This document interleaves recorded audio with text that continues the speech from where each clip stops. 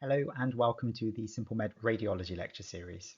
My name is Dr. Marcus Judge and I am the Radiology Lead. Today's lecture will be on abdominal X-ray imaging. This lecture is aimed at preclinical or Phase 1 medical students and allied health professionals, and so it is pitched at that level. Our learning objectives for this lecture include understanding the indications for abdominal X-rays. You should also be able to visualize how this test will be carried out on the patient and how the image generated is created, which will facilitate you being able to interpret the anatomy shown. You will also be aware of the most common views used in abdominal X-rays and what they look like. You will be able to identify key pathological signs on abdominal X-rays.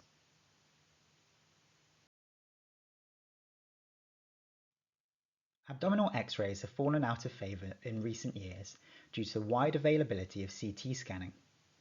This is because abdominal X-rays have a lower sensitivity and specificity than a CT scan, meaning they are less likely to successfully pick up on pathology when present, and less likely to cause certainty that a patient's anatomy is normal if the X-ray film appears normal.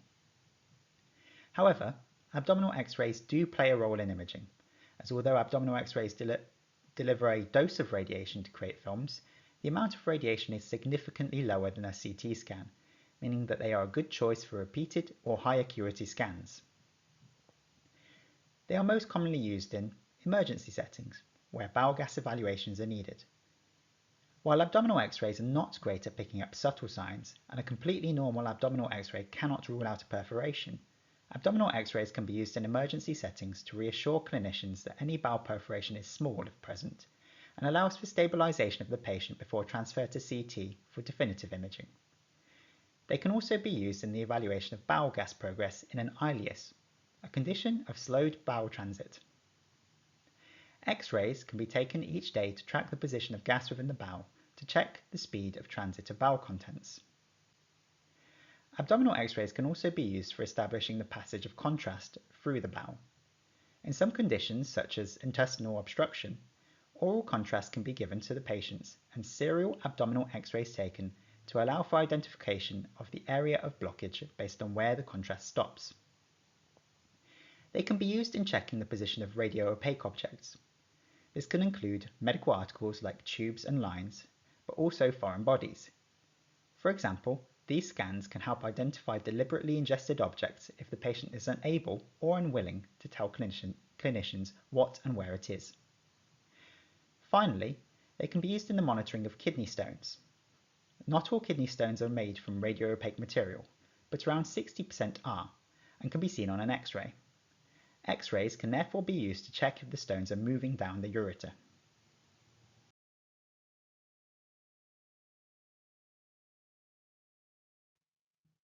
So, how is an abdominal X-ray actually carried out?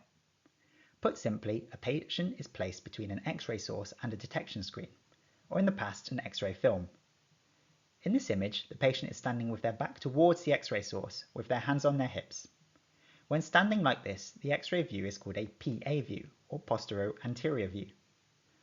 The high-energy electromagnetic rays from the X-ray source travel towards and through the patient. These are absorbed at different levels based on the properties of the tissues hit, meaning differing amounts of X-rays reach the detector based on what they have had to travel through. The difference in quantity of radiation hitting the receiver is what is used to create the final X-ray image.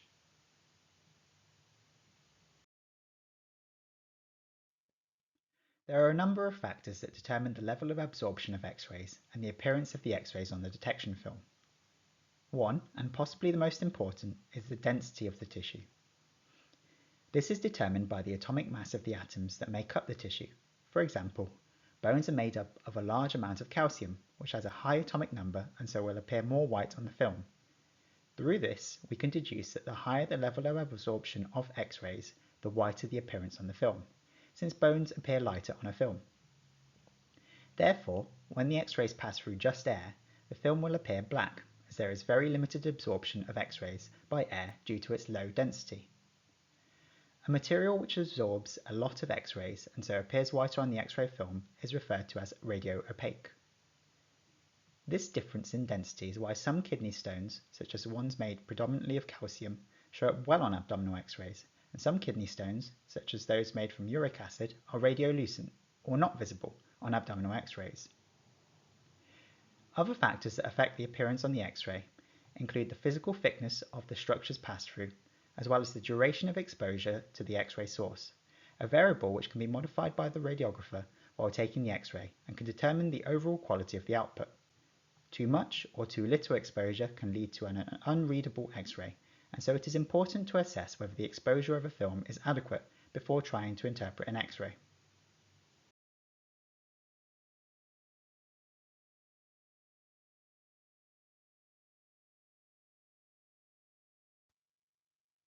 Here is a diagrammatic representation of how the density of a material can change its appearance on an X-ray film. Metallic components, such as dynamic hip screws or artifacts from metallic jewellery, will be very clear white. You will often find bone being a white-grey colour. Note that the density of the bone is important. People with osteoporosis will have a lower bone density, and so their bones would appear darker on an X-ray. Air being solidly black is helpful. If a patient has air in their bowel or air around their liver, there will be darker bubbles visible. In an abdominal X-ray, it is unlikely that pure black from air will be seen, as there are usually multiple organs all in one line between the X-ray source and the detector, which can add density to the image. There are two main projections of abdominal X-rays, and many that are possible but rarely used in practice. The first and most common is a PA erect abdominal X-ray. This is the one described earlier, with the patient standing up facing the source of the X-ray, with the detector behind them. This is used often because it helps visualize air in and around the gastrointestinal tract, as gravity pulls the organs down and allows the air to collect together into larger bubbles, which are easier to see. The image on the left of the screen is an example of a normal PA erect abdominal X-ray. The image on the right shows pathology. You can see multiple air fluid levels in the bowel where the air has been pulled superiorly within the bowel. This is why erect abdominal X-rays can provide additional information.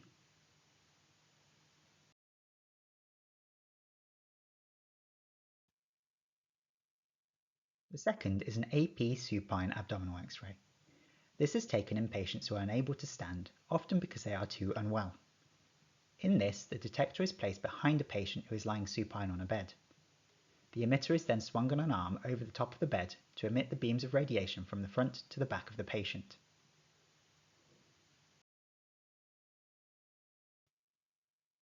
There are also a number of other views that are more rarely used. One such is the lateral decubitus view, which is taken when the patient is lying on their side. It is an alternative for the investigation of free air in the abdomen when the patient is unable to stand.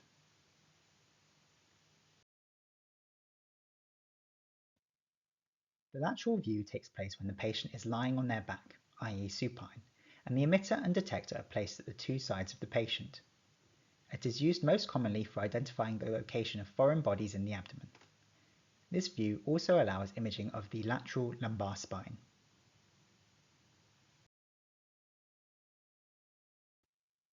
Oblique views can be taken either PA or AP, with the patient lying at a 30-degree angle to the bed.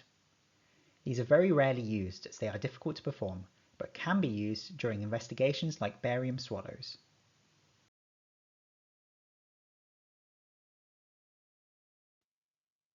There are many different techniques for interpreting abdominal X-rays. The one that I have found most effective is a mnemonic called Abdo-X. This helps to focus on each of the areas of the abdominal X-ray so none are missed. Abdo-X stands for air, bowel, densities, organs, and then external objects. On an abdominal X-ray, air should only be seen within the lumen of the bowel. Erect chest X-rays are more sensitive than erect abdominal X-rays for picking up free intraperitoneal air, as it is easier to see free air under each hemidiaphragm on a chest X-ray. Free air in the abdominal cavity is most commonly caused by perforation of the wall of an organ, such as the stomach in peptic ulcer disease or the bowel with appendicitis. It can also be present following intra-abdominal surgery. Signs of pneumoperitoneum, i.e. air in the peritoneal cavity, on abdominal X-ray can be divided by which organs are surrounded by the air. If bowel surrounds the pneumoperitoneum, the double wall sign or wriggler sign occur. This occurs when gas is outlining both sides of the bowel wall, highlighting the bowel wall from both sides. The football sign occurs with massive pneumoperitoneum, creating an oval American football or rugby ball shaped area of darkness within the abdomen, indicating the presence of widespread air within the abdominal cavity. On the image, the outline of the football sits just inside the red line.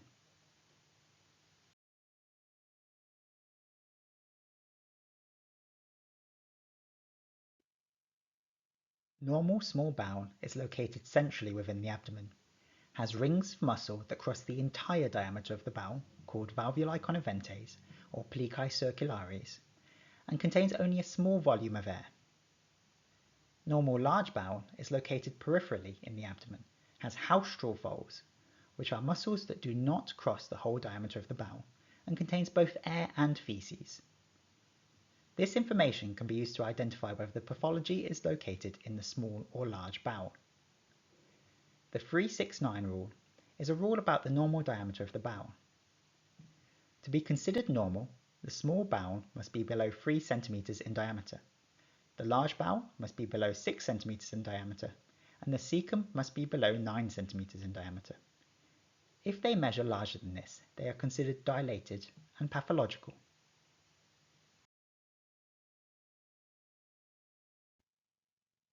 This is an abdominal X-ray showing a small bowel obstruction. We can tell that the prominent bowel loops belong to the small bowel because we can identify the valvuli conniventes, which span the whole diameter of the bowel, and they are located centrally within the abdomen. We can tell that there is pathology here because the diameter of these loops is over 3 cm and they contain a lot of air.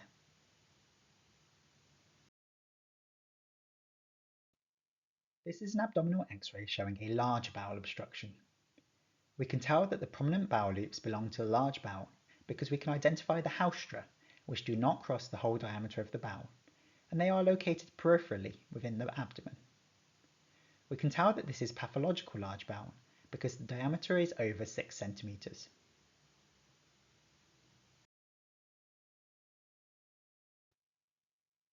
Thumbprinting is a sign visible on X-rays of thickening of the wall of the large bowel. It is caused by edema related to either infection or inflammation. It is caused by the haustra. As the bowel wall becomes thicker and the lumen widens, the haustra cannot stretch, causing the haustra to project into the lumen at regular intervals.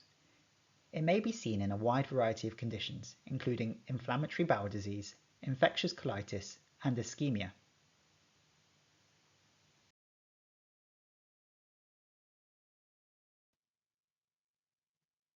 A sigmoid volvulus occurs when the sigmoid colon twists on its mesentery, i.e. its attachment, resulting in a large bowel obstruction.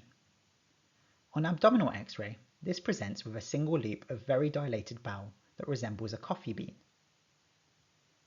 A sigmoid volvulus arises in the left lower quadrant and extends towards the right upper quadrant. There will be no haustra visible on the dilated bowel because there are no haustra in the sigmoid colon. Due to the very distal site of obstruction, the large bowel will be dilated. The portion of the bowel distal to the obstruction, the rectum, will be collapsed.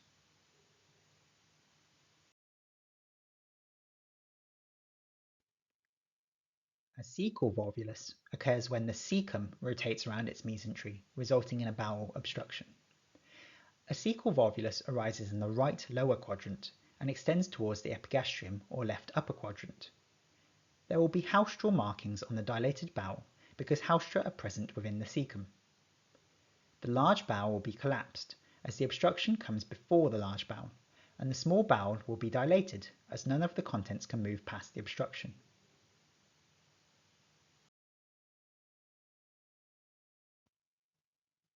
Densities can include many different things on an abdominal X-ray.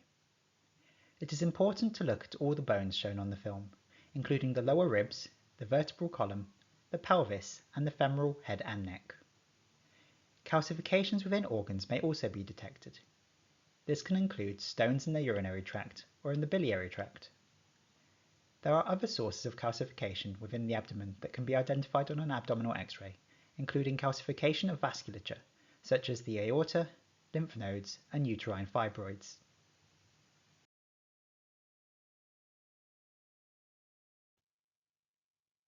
Here we see two examples of renal stones that can be seen on abdominal X-ray.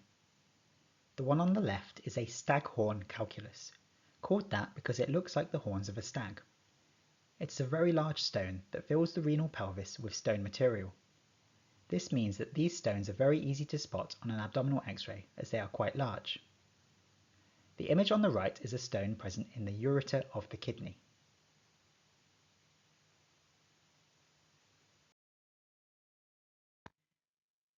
Abdominal X-rays are not the greatest for evaluation of solid organs and soft tissues within the abdomen, as the difference in densities between organs can be difficult to differentiate. The fat that surrounds these solid organs can, however, provide a change in density that allows the edge of organs to be visualized. There are 3 solid abdominal organs that can be visible on abdominal X-rays, including the liver, the spleen, and the kidneys.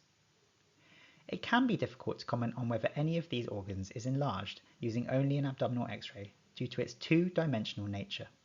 It could be affected by rotation.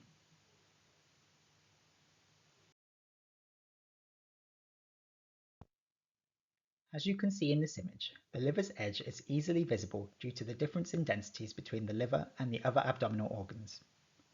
In this case, hepatomegaly, or enlargement of the liver, was diagnosed with volume measurements taken on 3-dimensional imaging.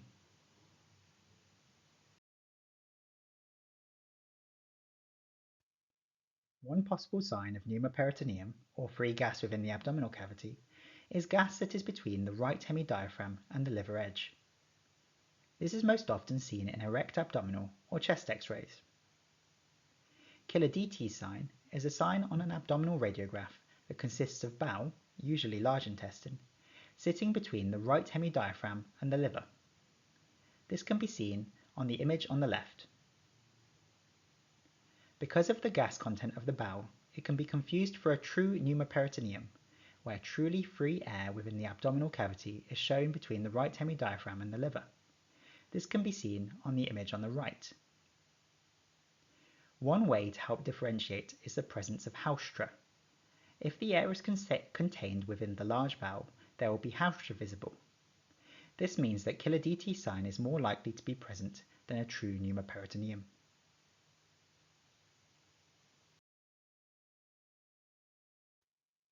Many external objects can be seen on an abdominal X-ray.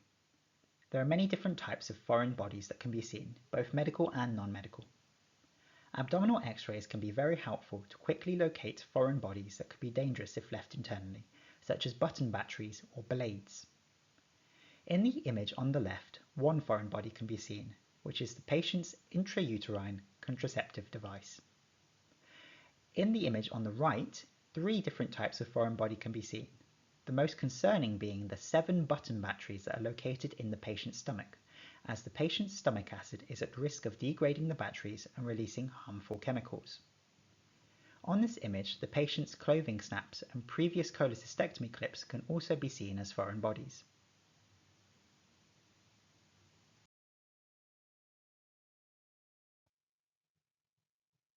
Given the limitations of abdominal X-rays in diagnostics due to their limited ability to differentiate between soft tissues, they are not often used in clinical practice. However, one of the most commonly used applications is a water-soluble contrast challenge. This involves the ingestion of contrast media, usually put down an NG tube, which then passes through the bowels and highlights how far through the bowels it can travel. These water-soluble contrast media are commonly referred to by their brand name, with one of the most common being gastrographin. This is particularly useful in small bowel obstructions because it can be used to check for resolution of the obstruction.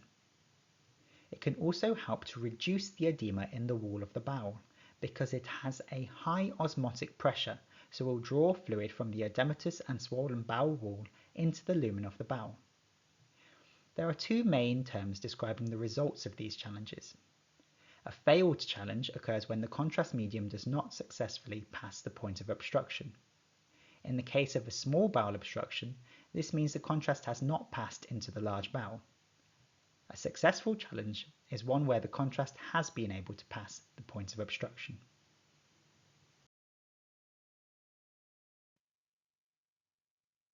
That is the end of this lecture. Be sure to check out simplemed.co.uk for hundreds of free articles, thousands of free questions, and any support with questions you might need. Thank you for listening, and goodbye.